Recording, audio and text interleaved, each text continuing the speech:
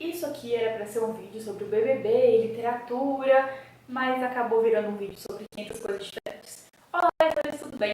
Hoje nós vamos falar sobre o concorrente do Stephen King, mas ele estava escrevendo como Richard Bachman, Richard. Enfim, quando eu li esse livro aqui, e primeiro eu estou vindo com o livro físico, né, gente? Eu tava até pensando, rapaz, você pirateando tudo, tá gravando vídeo no YouTube, mas tá pegando tudo ali. Vou espalhar site pirata aqui, não. Mas não, tá? Que eu tenho uma plataforma, você paga um valor e aí você tem acesso a vários livros. Mas enfim, voltando.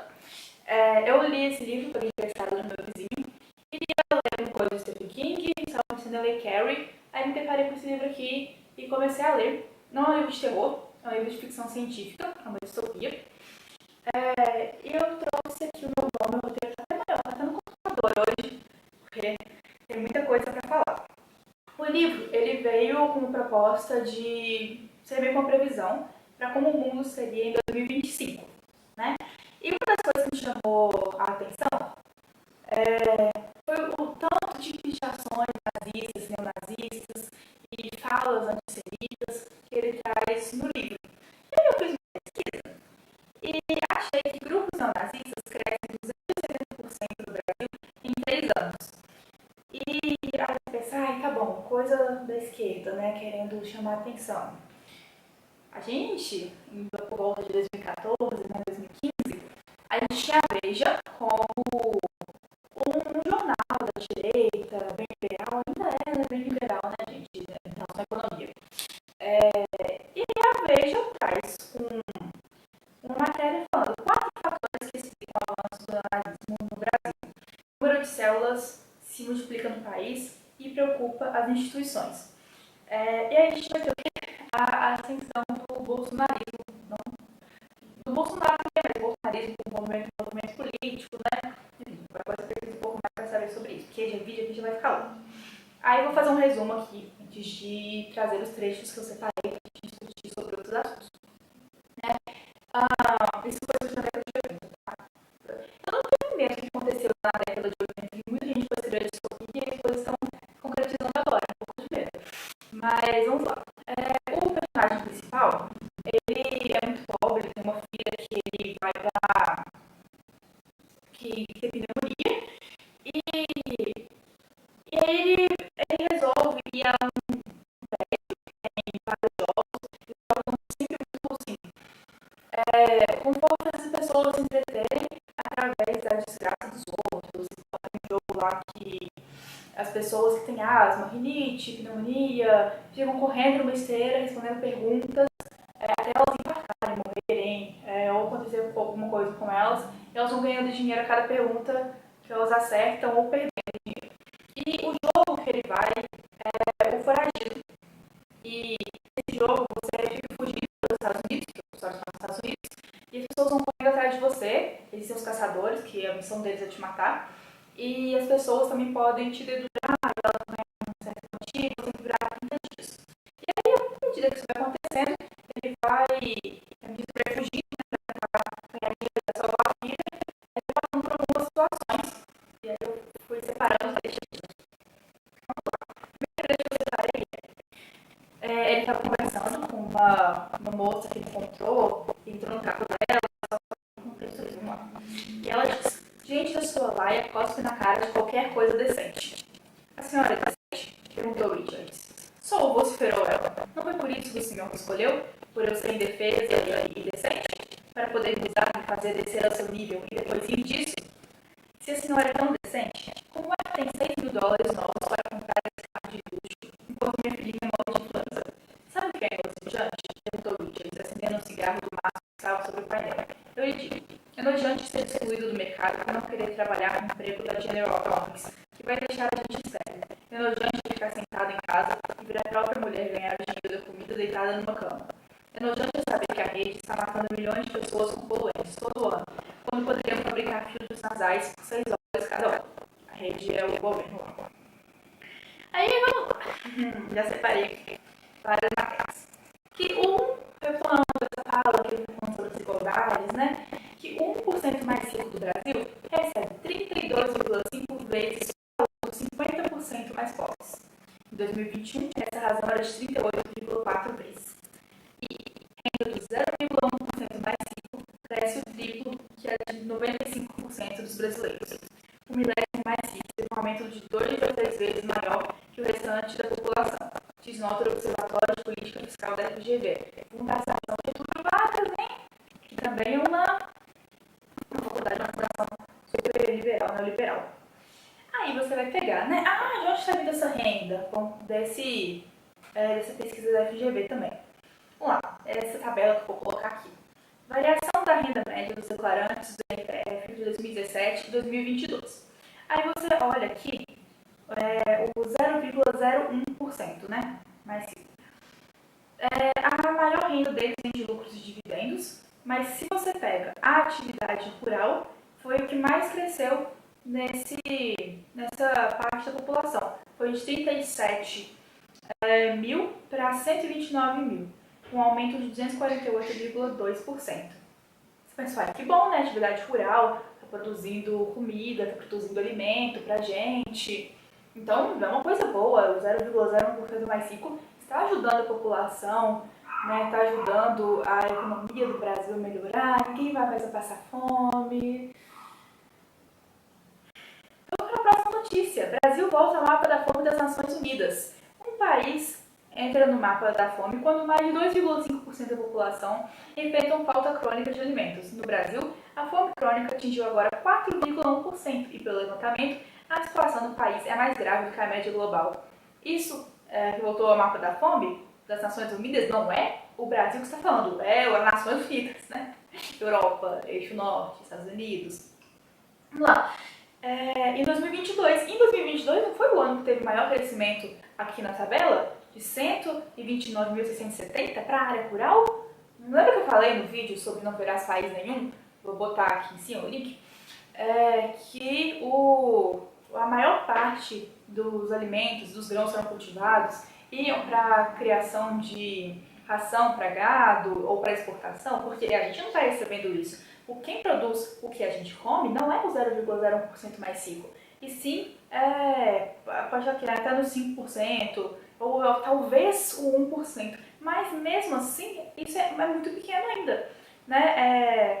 Teve uma variação grande do 1%, mas teve uma variação muito pequena dos 5%. Enfim, é isso mesmo. Achei que eu estava lembrando que mais não tá certo. E, voltando naquela coisa de que é elogiante trabalhar por querer que a gente fique estéril, né? E dos gases da poluição jogada, o Brasil é o quarto país no mundo em ranking de emissão de gases poluentes desde 1850. Anualmente, e aí toquei isso, e agora os de agrotóxicos, né? Tudo bem que na minha pesquisa, quando eu fiz sobre agrotóxicos, ia tanto os pesticidas em si, quanto, por exemplo, joaninha para matar pulgão, entendeu? Então, os naturais, né? Mas vamos considerar os agrotóxicos. Anualmente, são usados no mundo aproximadamente 2,5 milhões de toneladas de agrotóxicos. O consumo anual de agrotóxicos no Brasil tem sido superior a 300 mil toneladas de produtos comerciais. Expresso em quantidade de ingrediente ativo, são consumidas anualmente cerca de 130 mil toneladas no país, representando um aumento no consumo de agrotóxicos de 700% nos últimos 40 anos, enquanto a área agrícola aumentou 78% nesse período. Que diferença, né? 700% para 78%, né, de área agrícola e de aumento de agrotóxicos. Então logo a gente está consumindo tem muito mais agrotóxico? Sim! Vamos lá. Acharam agrotóxicos na água. Lista de municípios onde 27 agrotóxicos foram detectados na água tem 8 cidades do sul de Minas. Chamada de efeito coquetel, a mistura de substâncias preocupa especialistas. Esse efeito coquetel e esses agrotóxicos, na matéria vai falar um pouco mais, pode ler, está aqui na descrição. Fala que o agrotóxico separado em si não teria problema, mas a mistura de vários agrotóxicos na água que a gente bebe poderia causar algum problema, né, na nossa saúde. Voltando agora para a parte que ele fala que deixa a filha dele morrer enquanto poderiam ser produzidos os purificadores por menos de $6. Rejeição de 70 milhões de doses da Pfizer por gestão Bolsonaro será novo foco da CPI da Covid. Olha, qualquer semelhança é mera coincidência, né? Realmente. Porque, meu Deus, se alguém tivesse prestado atenção, acho que não deixariam, né? 70 milhões de doses. Foram quantas mortes? 600, aproximadamente, se eu estou me recordando direito, mais de 600 mil mortes no Brasil. A gente tinha 70 milhões de doses oferecidas. Foram e-mails, muitos e-mails. É difícil não ficar estressada, né? Enfim, eu acabo que eu leio as coisas e não consigo deixar de falar com a realidade, mas realmente eu acho preocupante. Vamos para o segunda questão, segundo trecho que eu marquei. Que ele tava olhando para um cara lá e pensando, divagando sobre ele. E ele fala então de ironia. As bichas, é claro, tinham que ser erradicadas. Salvem os nossos banheiros pela democracia. Trecho curtinho, né? Então vamos lá para análise. Salvem o nosso banheiro pela democracia. Quem que tá, né? Tá o tempo todo de o banheiro neutro vai acabar com a moral e os bons costumes, que já não existem no Brasil, né? No Brasil, o país do carnaval. Todo mundo no carnaval que faz moral e bons costumes pra cima de mim. Crimes de homofobia sobem no Brasil e vítimas relatam dificuldade de registrar a ocorrência em delegacias.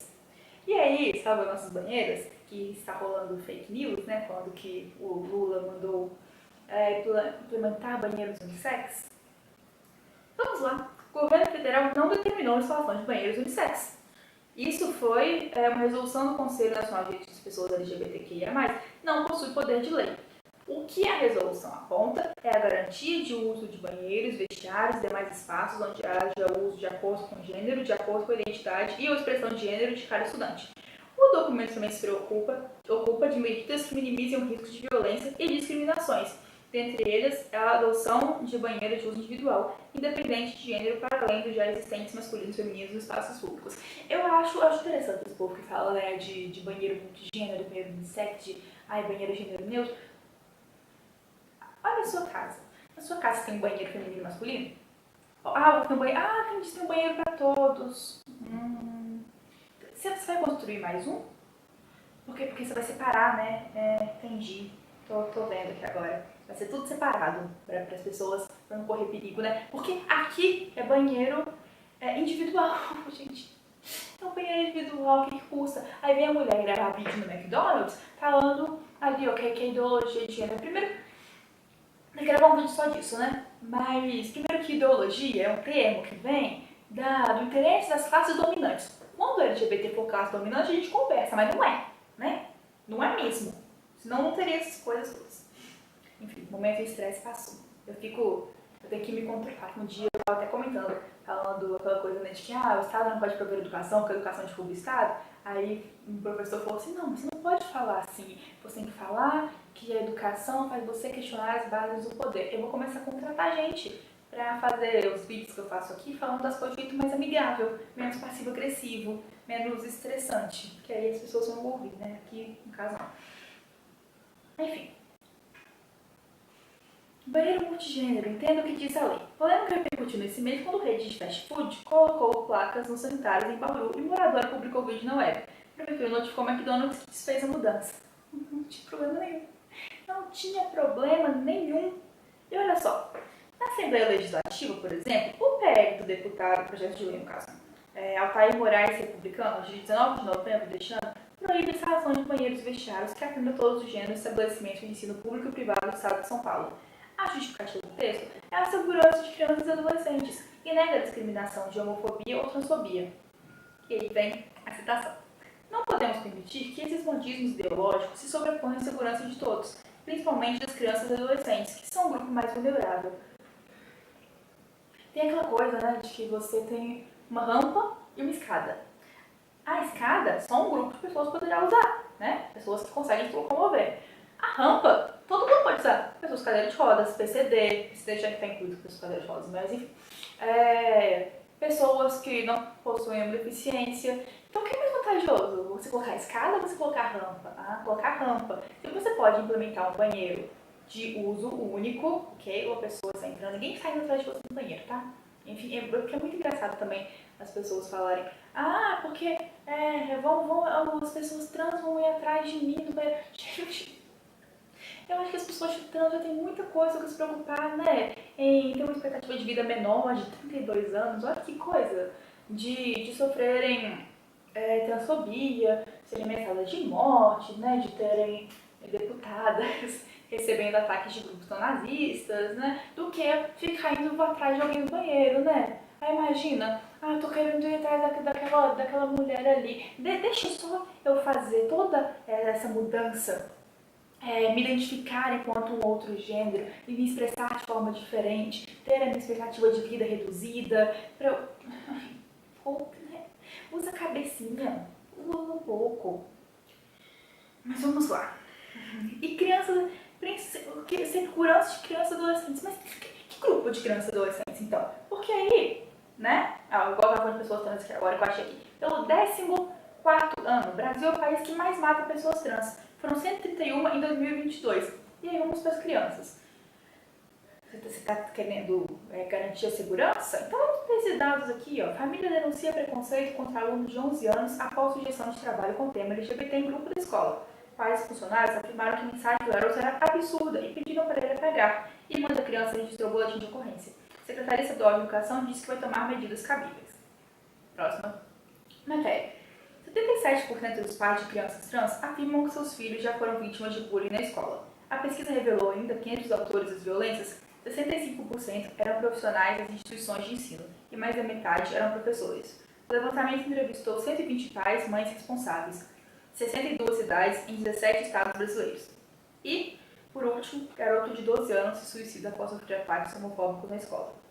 Quando você pesquisa ataques de crianças por LGBT, você não acha isso que eles estão querendo dizer de segurança, de assédio, de violência sexual. Não, você acha isso, você acha esses dados, você acha crianças e adolescentes que são parte da comunidade e que sofrem bullying, preconceito e estão sujeitas a depressão, suicídio e afins. Aí você fala, mas é uma criança, ela não tem como escolher, ela não tem como saber. Então por que você vira pra criança de 2 anos e fala, vai ser o terror das meninas? Ou vira e fala, essa aí vai dar trabalho, hein? Uma criança de 2 anos, 3, tá tudo bem. Agora você pega um adolescente de 12 anos, por aí, que foi, né, desse último menino que eu falei, e não, tá tudo bem não. Morreu, né, mas pois é, ele falava que ele era LGBT, o que a gente pode fazer, né? Vamos para o terceiro trecho, que eu estou soltando aqui as informações, e a gente vai pensando juntos. Eu quero saber também a opinião das pessoas e continuar esse diálogo, que eu acho importante. Terceiro trecho. Vocês, garotos, que são presos por porte de drogas que não têm e por crimes que não cometeram, porque a rede quer certificar de que vocês não se reúnam e não conversem. Isso que ele está fazendo, ele tem que mandar sempre 2 fitas, e ele está falando isso nas fitas que ele tem que mandar para ser produzidas em rede nacional. Eu achei uma matéria do Nexo Jornal, independente de sua posição política, eu acho que é uma matéria interessante para ler, sobre lei de drogas, a distinção entre usuário e traficante, o impacto nas prisões e o debate no país. Esse é o título. E ele mostra que muitas das pessoas que foram presas por tráfico de drogas não tinham antecedentes criminais, foi indiciado apenas com base no relato de policiais e não contou com advogado no momento que foi apresentado na delegacia. Além disso, parte dos presos não carregava dinheiro no momento da prisão e muitos afirmaram ser usuários, não traficantes. Lembrando que para quem é usuário não existe pena de prisão, mas para traficante sim. Para os pesquisadores, os resultados demonstram a seletividade do sistema penal na aplicação da lei, priorizando a prisão de microtraficantes, muitos dos quais podem ser, na verdade, usuários presos injustamente. Retomando, o trecho que eu li agora, prendendo por drogas que não existiam. No caso, não drogas que não existiam, mas por um tráfico que não existia naquele contexto. Aí, eu trouxe um gráfico de como a população carcerária cresce em relação à população geral. Você pode ver que a gente tem uma discrepância enorme, a linha azul é a população carcerária e a linha laranja é a população geral. Então, E você fazendo essas prisões, normalmente, né, de jovens negros, pobres, periféricos, pessoas de classes menos favorecidas, de grupos sociais menos favorecidos, acontece uma sobrecarga do sistema penal, uma sobrecarga das penitenciárias brasileiras, além de que não existe uma justiça igualitária, uma justiça que preze pela equidade, né? Isso está em ideologia alemã do Karl Marx, que o direito e a justiça refletem o Estado burguês, que é a classe dominante. Então você volta nesse assunto, né? Olha só, que surpresa. E também falando porque não queriam que vocês se reunissem, a gente sabe que no Brasil teve a lei da vadiagem, que proibia que pessoas pobres que pudessem trabalhar não ficassem nas ruas sem fazer nada. Mas no fundo essa lei era só para proibir que pessoas negras, pobres e periféricas se reunissem, inclusive em rodas de samba ou de capoeira. E aí acabou que essa lei se mostrou uma lei preconceituosa, racista, elitista e várias outras coisas que a gente sabe da história. E aí, essa lei existia até o ano passado. Ela caiu em desuso, né? Não sei se é o termo correto, na língua portuguesa a gente fala que ela caiu em desuso, quando a gente fala de gramática ou de algum termo. Mas essa lei não era utilizada mais. E eu trouxe aqui, tá vendo? Fim da vadiagem, Senado aprova o projeto que retira da lei de contravenção. E aí, bom, figurava até ano passado, e só agora que eles estão vendo para tirar isso. Enfim, eu dei uma pausa, depois eu voltei. Eu sempre fico com um pouco de raiva quando eu gravo os vídeos, mas é uma raiva por não se conformar, é uma raiva com indignação e é uma raiva que faz a gente ter vontade de mudar as coisas. Então, vamos continuar lendo, vamos continuar não somente alfabetizados, mas também letrados. Vamos chamar a Maria Soares aqui para vir falar com a gente, né? Inclusive, quando eu ler o livro dela, que eu tenho aqui em casa, quero falar um pouco sobre isso. E olhar ao nosso redor com um pouco mais de senso crítico, associando o que a gente vê que foi escrito há muito tempo, né? Assim, década de 80. Tudo bem que para algumas pessoas não é tanto tempo assim, mas dá uma certa agonia, uma certa angústia ver que essa foi uma previsão para 2025, que a gente tem muitas semelhanças, a gente tem um aumento absurdo de grupos que possuem políticas, né, de morte, de disseminar o ódio, de matar certos grupos sociais.